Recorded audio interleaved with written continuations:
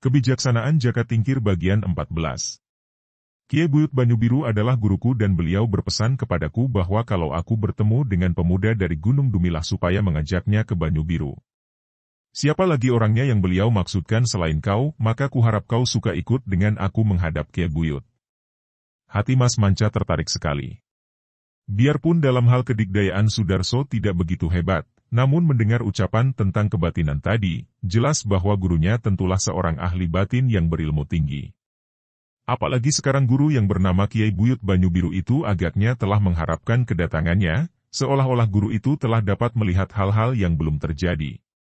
Baiklah, Sudarso, aku ikut denganmu menghadap gurunya, jawabnya. Girang hati Sudarso, sikapnya sekarang ramah sekali dan makin suka hati Mas Manca terhadap kawan baru ini. Perjalanan ke Banyubiru mereka lakukan dengan gembira dan bercakap-cakap. Siapakah gerangan Guru Sudarso? Bukan lain adalah seorang alim ulama yang sakti dan bijaksana, seorang pertapa yang saleh dan berilmu tinggi, yang terkenal dengan sebutan Kiai Buyut.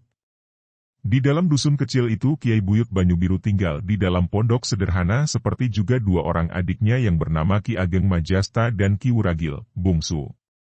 Hidup mereka sederhana sekali, malah dalam pandangan orang-orang yang sudah biasa akan kemewahan mungkin dianggap miskin, namun di dalam kemiskinan lahir itu mereka ini amat kaya dalam kerohanian. Oleh karena inilah, mereka tidak pernah merasai kesengsaraan lahir. Kesengsaraan lahiriah atau yang biasa disebut dunia. Sudah menjadi hukuman kekuasaan Tuhan bahwa segala sesuatu pasti berpasangan atau lebih jelas lagi ada lawannya. Ada senang pasti ada susah. Ada siang ada malam dan demikian seterusnya. Orang yang mengejar kesenangan dunia, tak dapat tiada harus sewaktu-waktu dikejar kesengsaraan dunia. Sebaliknya, orang yang tidak peduli akan kesenangan dunia.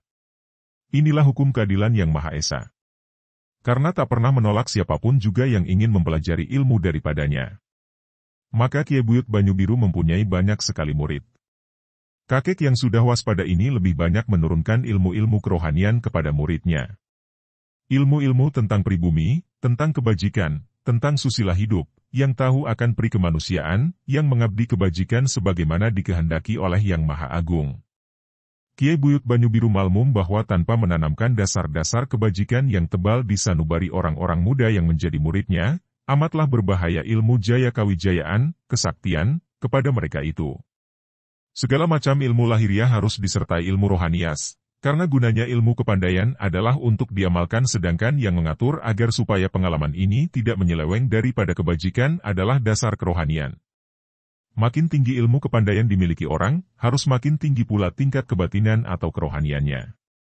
Seperti sikap segala benda di dunia ini, maupun memiliki dan sifat yang pada hakikatnya hanyalah akibat daripada sifat-sifat pelaksananya. Apabila pengamal atau pelaksananya tidak memiliki batin yang bersih, maka ilmu itu akan mendatangkan malapetaka bagi manusia lainnya. Sebaliknya, pengamal ilmu yang memiliki batin bersih, sudah tentu akan mempergunakan ilmu untuk mendatangkan nikmat dan berkat bagi manusia lainnya. Makin tinggi tingkat ilmu itu, makin besar pula nikmat atau malapetaka yang diakibatkan dalam pengamalannya. Ketika Mas Manca dibawa menghadap oleh Sudarso, pemuda ini tanpa ragu-ragu lagi lalu memberi hormat dan bersila di depan kakek itu. Begitu bertemu muka, tahulah Mas Manca bahwa ia berhadapan dengan seorang sakti. Di lain pihak, Kiai Buyut Banyubiru juga amat suka melihat Mas Manca, diam-diam memuji di dalam hati, cahaya muka bocah ini begitu cemerlang, tanda bahwa kelak ia akan menempati kedudukan mulia dan tinggi. Bocah bagus, siapakah namamu dan apakah gerangan keperluanmu kau datang ke tempat ini bersama Sudarso? Tanya kakek itu dengan suaranya yang halus dan penuh keramahan dan kesabaran. Disertai sembah hormat Mas Manca menjawab. Saya adalah anak dari Dusun Talpitu di Pegunungan Dumilah, bernama Mas Manca. Ayah saya adalah Ki Jambuleka. Kedatangan saya menghadap Kiai Buyut Banyubiru adalah untuk mohon diterima menjadi murid di sini. Kiai Buyut Banyubiru tersenyum senang. Aduh, kiranya putra dari Ki Jambuleka sendiri.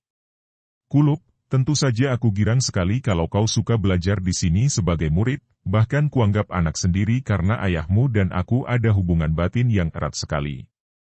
Demikianlah, mulai saat itu Mas Manca mendapat gembelengan dari Kiai Buyut Banyubiru yang amat sayang kepadanya.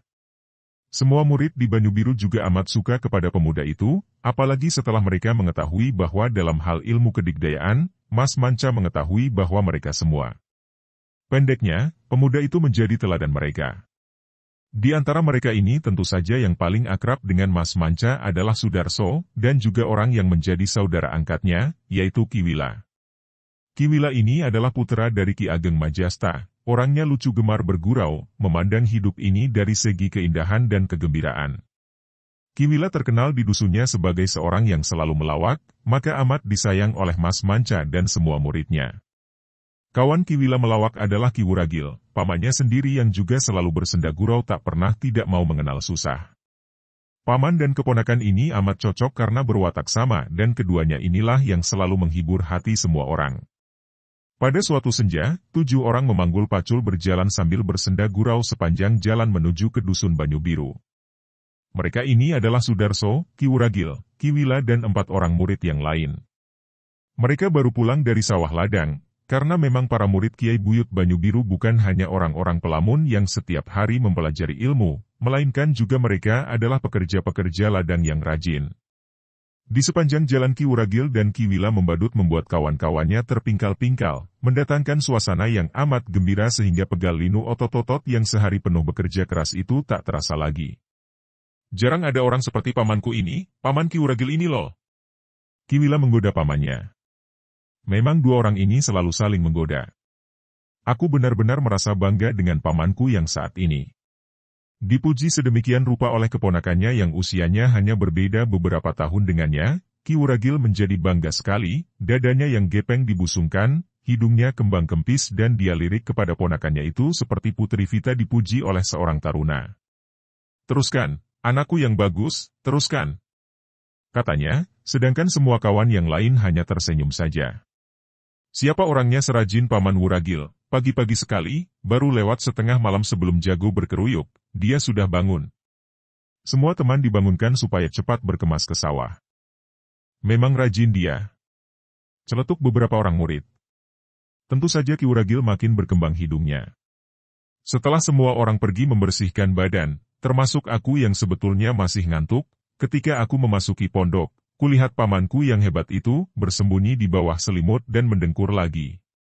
Sudarso dan kawan-kawannya tertawa, muka Ki Wuragil yang tadinya berseri itu sekarang menjadi muram, hidung yang berkembang menjadi kempis, menjadi kaku merah dan mulut yang menyeringai kini merengut, mata yang tadi melirik-lirik kemayu ke arah Ki Wila, sekarang melotot menakutkan. Kau ini memuji atau mencela, lawong bangunku pagi-pagi sekali itu perlunya memang untuk membangunkan semua, setelah kalian bangun tentu saja kulanjutkan tidurku yang terganggu. Dasar kau bocah! Kuapakan kau nanti. Ampun, pamanku yang baik. Aku memang hendak memujimu. Bukan itu saja, kerajinan dan kehebatan pamanku yang satu ini. Semua orang memasang telinga dan kembali Ki Wuragil tampak bangga. Paman Wuragil ini kalau sudah bekerja di sawah, walaah. Bukan main. Pendeknya dia tidak mau kalah cepat oleh orang lain, dan tidak mau kalah banyak pendapatannya. Kata pula Ki Wila. Ki Wuragil petentang petenteng lagi, nampak bangga. Akan tetapi Sudarso dan kawan-kawannya penasaran. Tidak mau kalah cepat dan tidak mau kalah banyak dalam hal apa? Tanya seorang kawan yang penasaran. Apalagi kalau bukan dalam hal bekerja, bodoh, tukar Ki Wuragil. Maksudku bukan begitu. Itu loh, kalau kiriman makan datang dari dusun. Lah, dia tidak mau kalah banyak mendapat bagian dan tidak mau kalah cepat menghabiskannya. Gelak tawa menyambut kelakar godaan ini. Ki Wuragil menyumpah-nyumpah dan berpura-pura mengamankan tinjunya hendak memukul kepala Ki Wila. Murid yang paling gagah dan tampan sesudah Mas Manca. Maka tentu saja ia merasa agak tak senang mendengar pujian Ki Wuragil yang mau tak mau harus ia akui pula. Pemuda yang bersikap aneh mencurigakan ini betul-betul tampan sekali. Malah cahaya yang bersinar dari matanya lebih terang daripada yang dimiliki Mas Manca.